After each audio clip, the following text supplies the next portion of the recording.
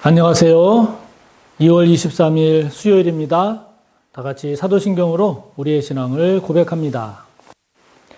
나는 전능하신 아버지 하나님, 천지의 창조주를 믿습니다. 나는 그의 유일하신 아들, 우리 주 예수 그리스도를 믿습니다.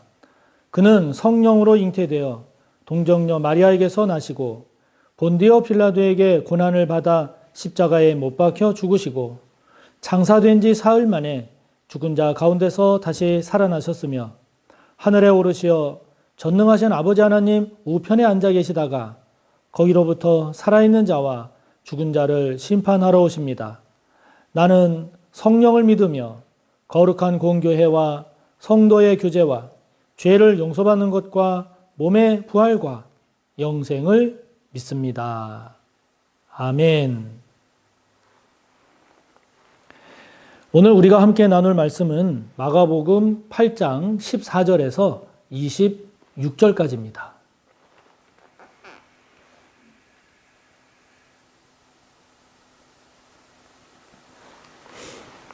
마가복음 8장 14절에서 26절까지의 말씀 함께 봅니다. 제자들이 떡 가져오기를 잊었음에 배에 떡 한 개밖에 그들에게 없더라. 예수께서 경고하여 이르시되 삼가 바리새인들의 누룩과 헤롯의 누룩을 주의하라 하시니 제자들이 서로 수군거리기를 이는 우리에게 떡이 없음이로다 하거늘 예수께서 아시고 이르시되 너희가 어찌 떡이 없음으로 수군거리느냐 아직도 알지 못하며 깨닫지 못하느냐 너희 마음이 둔하냐 너희가 눈이 있어도 보지 못하며 귀가 있어도 듣지 못하느냐? 또 기억하지 못하느냐? 내가 떡 5개를 5,000명에게 떼어줄 때에 조각 몇 바구니를 거두었더냐? 이르되 12이니이다. 또 7개를 4,000명에게 떼어줄 때에 조각 몇 광주리를 거두었더냐?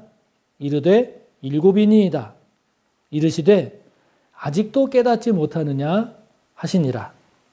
베세다의 이름의 사람들이 맹인 한 사람을 데리고 예수께 나와 손 대시기를 구하거늘 예수께서 맹인의 손을 붙잡으시고 마을 밖으로 데리고 나가사 눈에 침을 뱉으시며 그에게 안수하시고 무엇이 보이느냐 물으시니 쳐다보며 이르되 사람들이 보이나이다 나무 같은 것들이 걸어가는 것을 보나이다 하거늘 이에 그 눈에 다시 안수하심에 그가 주목하여 보더니 나아서 모든 것을 밝히 보는지라.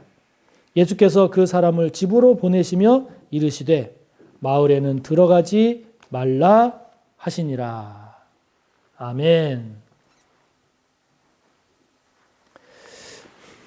바로 앞에서 예수님께서 칠병이어의 기적을 행하셨죠. 오늘 본문은 그 칠병이어 기적을 행하신 이후에 또다시 책망을 듣는 예수님으로부터 책망 듣는 제자들의 모습을 보여주면서 말씀이 이어지고 있습니다. 왜 제자들이 예수님의 이런 책망을 들었는가? 제자들의 책망 듣는 모습을 보면서 저와 여러분 또한 예수님에게 책망 듣는 그러한 사람은 되어서는 안 되겠구나 하는 것들을 우리가 다시 한번 깊이 살펴봤으면 좋겠습니다. 왜 책망을 들었는가? 예수님께서 반복해서 말씀하십니다. 17절에 보면 아직도 알지 못하며 아직도 깨닫지 못하느냐. 21절에도 또 말씀하십니다. 아직도 깨닫지 못하느냐. 예수님께서 제자들을 책망하신 것은 제대로 알지 못하는 것, 제대로 깨닫지 못하는 것을 책망하시죠. 책망하셨습니다. 책망하시면서 15절에 보면 먼저 예수님께서 경고하십니다. 삼가 바리새인들의 누룩과 헤롯의 누룩을 주의하라. 바리새인의 누룩, 헤롯의 누룩 이들 모두는 다 예수님을 죽이려고 하는 그러한 사람들이었습니다. 겉으로 보여지는 모습은 예수님에게 어떤 경우에는 잘하는 것처럼 보이기도 하고 또 자신들이 뭔가를 잘 알고 있는 것처럼 이야기도 하고, 그러나 그들이 바리새인들이 말하는 교훈이나 또 헤롯이 나타내는 그러한 겉으로 보여지는 모습과는 달리 이들은 늘 예수님을 죽이려는 의도를 갖고 있었던 사람들이죠. 그런 사람들이 말하는 교훈이나 이야기에 그 의미들을 잘 분별하고 그것에 속아 넘어가지 말 것을 주님 말씀하시는데, 제자들이 주님의 그 말씀의 의미를 지금 제대로 이해하지를 못하고 있는 겁니다. 뿐만 아니라 예수님께서 계속해서 마가복음에 보면 계속해서 예수님께서 기적을 행하십니다. 오병이어의 기적, 바로 앞에 칠병이어의 기적, 그리고 귀신을 쫓아내고 병을 치유하시고, 계속적인 예수님의 이러한 하나님의 아들 되심, 하나님 되심, 신적 존재로서의 예수님의 권능을 계속 행하고 오고 계심에도 불구하고 오늘 제자들의 모습을 보면 배에 떡 한 개밖에 없는 그것을 보면서 아이고 이거 떡 한 개밖에 없는데 어떡하지? 이러한 그야말로 눈에 보이는 그러한 현실에 사로잡혀 있는 이런 제자들의 모습. 여러분, 눈에 떡 한 개밖에 없다라고 하는 게 맞지요? 맞지만 지금 예수님께 왜 책망 듣고 있는지를 우리가 깨달아야 된다 하는 거죠. 그냥 눈에 보이는 현실에만 사로잡혀서 그 현실을 넘어서 주님과 함께함으로 인한 주님의 권능, 주님으로 인한 희망, 주님으로 인한 가능성, 하나님 나라의 가치관을 추구하는 삶, 그러한 것들에 대해서 전혀 이해도 못하고 깨닫지 못하는 이 제자들의 모습을 보고 지금 주님께서 책망하고 계시는 거죠. 예수님이 어떤 분인지, 예수님이 어떤 권능의 소유자인지를 헤아리지 못하고 알지 못하고 깨닫지 못하는 이런 제자들의 모습을 보면서 예수님께서 오늘 제자들을 책망하시는 겁니다.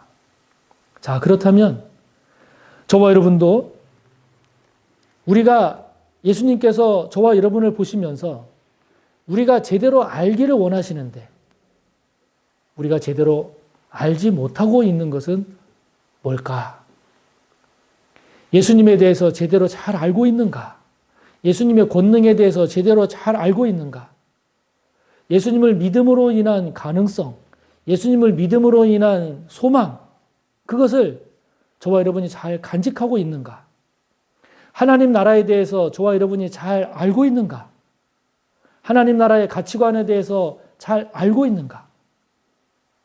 예수님께서 저와 여러분이 잘 알기를 원하시는 그러한 내용 중에 저와 여러분이 제대로 알지 못하고 있는 것은 없는가? 만약에 제대로 알지 못하고 있다고 하면 주님이 책망하시지 않겠습니까? 아직도 제대로 알지 못하느냐? 또 저와 여러분이 제대로 깨달아야 하는데 제대로 깨닫지 못하고 있는 것은 무엇일까? 십자가를 통한 구원의 은혜, 부활의 능력과 영광과 소망? 여러분, 우리가 제대로 깨달아야 할 그 귀한 것을 제대로 깨닫지 못함으로써 주님께 책망 듣는 저와 여러분이 되지는 않을까? 다시 한번 우리의 믿음을 살피면서 우리가 현실에 충실한다는 이름으로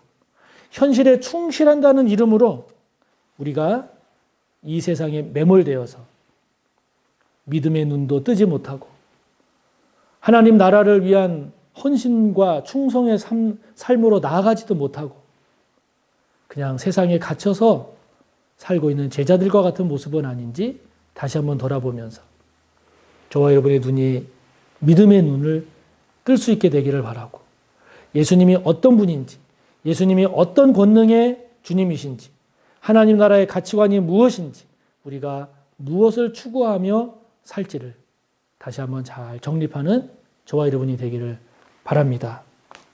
그러면서 예수님께서 22절부터 26절에 보면 맹인 한 사람을 치유하십니다. 앞을 보지 못하는 한 사람을 치유하시는데 이 모습을 통해서 다시 한번 예수님께서 어떤 권능의 소유자인지를 보여주시죠. 보여주십니다. 권능자 예수님을 믿게 되는 저와 여러분, 다시 한번 주님을 제대로 믿는 저와 여러분이 되기를 축복하는 것입니다. 그런데 이 맹인의 눈을 치유하실 때 보면 안 보이던 눈이 예수님이 치유하시면서 이 맹인이 사람들 같은 게 보입니다. 나무와 같은 것들이 보입니다. 그럽니다. 또다시 주님께서 치유하시니까 이 사람이 모든 것을 밝이 보게 됐다. 이렇게 지금 기록하고 있죠. 자, 여러분, 이 맹인이 앞이 안 보이다가 주님의 치유하심의 은혜를 통해서 희미하게 보이다가 이제는 선명하게 밝히 보게 됩니다. 자, 이러한 이 맹인의 치유의 과정은 저와 여러분의 믿음의 눈이, 저와 여러분의 신앙의 눈이 이와 같이 되기를 원하시는 거죠. 저와 여러분이 아무것도 모르고 보이지도 않고 깨닫지도 못하고 있는 저와 여러분 여기에 머무는 것이 아니라 희미하게 조금 그리고 불완전하지만 알고 이해하고 깨닫게 되기를 원하실 뿐만 아니라 한 걸음 더 나아가면 밝히 보고 온전히 깨닫고 그래서 주님과 하나님의 나라를 위해서 살아가는 저와 여러분의 모습이 되기를 원하시는 그러한 주님의 뜻이 담겨져 있지 않을까요? 저와 여러분이 바라보는 인생의 눈, 신앙생활을 통한 믿음의 눈이 이와 같이 되기를 축복합니다. 그런 저와 여러분의 믿음의 눈이 되기를 기도하고 또 그 은혜를 구했으면 좋겠습니다. 혹시라도 믿음의 눈이 예전에는 밝았는데 그 뒤에 흐려졌다가 지금은 점점 보이지 않는 이렇게 거꾸로 가는 저와 여러분의 모습은 없는지요? 그렇게 된다면 이것은 너무 안타까운 우리들의 모습이 되지 않겠습니까? 영적인 안개가 걷히고 영적인 희미함이 걷히고 그래서 이제 더 잘 보이고 더 온전하게 보이고 그래서 주님과 동행하는 더 은혜로운 더 복된 그런 저와 여러분의 신앙이고 삶이 되기를 간절히 바랍니다. 하늘에 계신 우리 아버지, 아버지의 이름을 거룩하게 하시며 아버지의 나라가 오게 하시며 아버지의 뜻이 하늘에서와 같이 땅에서도 이루어지게 하소서. 오늘 우리에게 일용할 양식을 주시고 우리가 우리에게 잘못한 사람을 용서하여 준 것 같이 우리 죄를 용서하여 주시고 우리를 시험에 빠지지 않게 하시고 악에서 구하소서. 나라와 권능과 영광이 영원히 아버지의 것입니다. 아멘.